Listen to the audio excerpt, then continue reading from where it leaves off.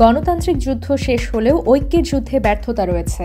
সকলকে সংকীর্ণতার ঊর্ধ্বে উঠে একটি সত্য, সুন্দর, সুখী, সমৃদ্ধ ও প্রেমময় বাংলাদেশ নির্মাণ করতে হবে বলে মন্তব্য করেছেন বিএনপির মহাসচিব মির্জা ফখরুল ইসলাম আলমগীর। ৩রা জানুয়ারি দিনাজপুর সরকারি কলেজের অর্থনীতি বিভাগের ৫০ বছর পূর্তি উপলক্ষে সুবর্ণ জয়ন্তী ও গুণীজন সম্মাননা অনুষ্ঠানে প্রধান অতিথির বক্তব্যে তিনি এ মন্তব্য করেন।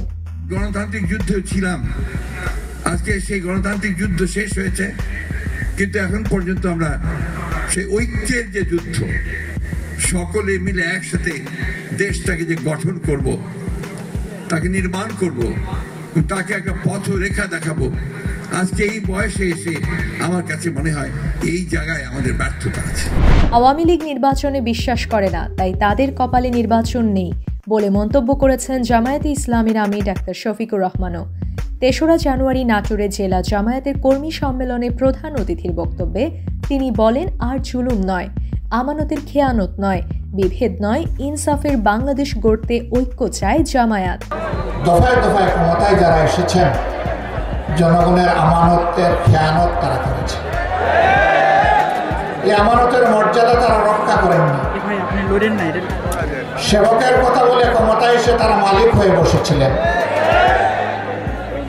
কম বেশি সবাই এই জাতিকে কষ্ট দিয়েছেন, জুলুম করেছে। সবচাইতে বেশি কষ্ট দিয়েছে গত 15.5 বছরের ফ্যাসিস্ট সরকার।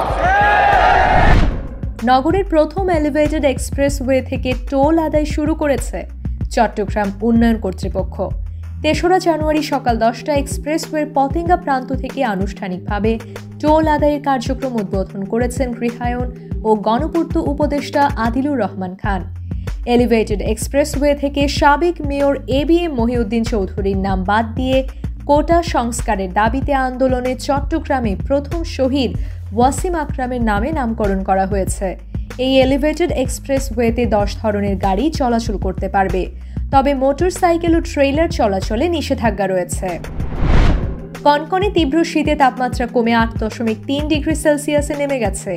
এটি এই মৌসুমের এখন পর্যন্ত সর্বনিম্ন তাপমাত্রার রেকর্ড। আবহাওয়া অফিস জানিয়েছে, হিমালয়ের দিক থেকে আসা হিমবাতাস পঞ্চগড়, ঠাকুরগাঁও সহ উত্তরাঞ্চলের জেলাগুলোর ওপর দিয়ে বয়ে যাচ্ছে। এতে এসব জেলায় শীতের তীব্রতা বেড়েছে।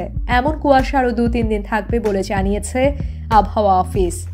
এই সময় দেশের উত্তরাংশে হালকা বৃষ্টি বা গুড়ি গুড়ি বৃষ্টি হতে পারে বলে জানিয়েছেন আবহাওয়া অধিদপ্তর। আবহাওয়ার দীর্ঘমেয়াদী পূর্বাভাসে বলা হয়েছে, জানুয়ারিতে 1টি থেকে 3টি মৃদু থেকে মাঝারি এবং 1টি থেকে 2টি তীব্র শৈত্যপ্রবাহ বয়ে যেতে পারে। দক্ষিণ কোরিয়ায় সামরিক আইন জারির ব্যর্থ প্রচেষ্টায় 2024 সালের ডিসেম্বরে অভিশংসিত হন দক্ষিণ কোরিয়ার প্রেসিডেন্ট ইয়ন সুক ইয়ল। ওই ঘটনায় নতুন বছরের 3রা জানুয়ারি সকালে ইয়নকে গ্রেপ্তার করতে প্রেসিডেন্টের বাসভবন কমপ্লেক্সে গিয়েছিলেন দেশটির উচ্চ পদস্থ কর্মকর্তাদের দুর্নীতি তদন্ত কার্যালয়ের কর্মকর্তারা। সঙ্গে ছিল পুলিশ সদস্যও, কিন্তু তাকে গ্রেপ্তারে ব্যর্থ হয়েছে সিআইও কর্তারা। কয়েক ঘন্টা নাটকীয়তা শেষে প্রেসিডেন্টের সরকারি বাসভবন ছেড়ে যেতে হয় তদন্তকারী ও পুলিশের সদস্যদের। বিপিএলে নিজেদের দ্বিতীয় ম্যাচে ব্যাটে বলে রাজকীয় দিন কাটিয়েছে চট্টগ্রাম কিংস।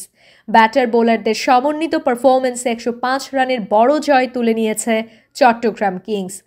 প্রথমে ব্যাট করতে নেমে 29 বছর বয়সী Pakistani top order batter Usman Khan খেলেন 62 বলে 123 রানের ইনিংস। টি-20 ক্যারিয়ার সেরা ইনিংস খেলার পথে 13টি 4 ও 6টি ছক্কার শট খেলেন এই ব্যাটার। তার সঙ্গে ইংলিশ ব্যাটার গ্রাহাম ক্লার্কের 120 রানের জুটিতে 5 উইকেট হারিয়ে 219 রান তোলে চট্টগ্রাম কিংস। জবাব দিতে নেমে 17.1 ওভারে মাত্র 114 রানে অল আউট হয় রাজশাহী।